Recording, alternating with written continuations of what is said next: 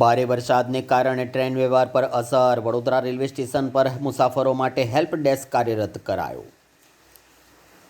દક્ષિણ ગુજરાત અને એમાં પણ ખાસ કરીને વલસાડ, નવસારી સહિતના જિલ્લાઓમાં આસપાસના વિસ્તારોમાં પડી રહેલા ભારે વરસાદના કારણે પારડી અને ઉદવાડા વચ્ચેનો રેલવે ટ્રેક ધોવાઈ જતા ટ્રેન વ્યવહાર પર ગંભીર અસર પડી છે.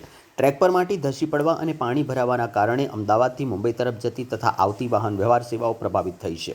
ત્યારે રેલવે તંત્ર દ્વારા સુરક્ષાના કારણોસર કેટલીક ટ્રેનોના રૂટ ડાયવર્ટ કરવામાં આવ્યા છે. બીજી તરફ મુસાફરોને પણ કોઈ અસુવિધા કે તકલીફ ન પડે તે માટે વડોદરા રેલવે સ્ટેશન પર તાત્કાલિક સહાયતા બૂથ શરૂ કરવામાં આવ્યું છે, જ્યાંથી મુસાફરો ટ્રેનોના સમય અને રૂટ અંગેની માહિતી મેળવી શકશે. ટ્રેકનું રિપેરિંગ કામ પૂર્ણ કરી ટ્રેન વ્યવહાર તમામ ટ્રેનો રાબેતા મુજબ નિયમિત સમયપત્રક અનુસાર ચાલનાર છે.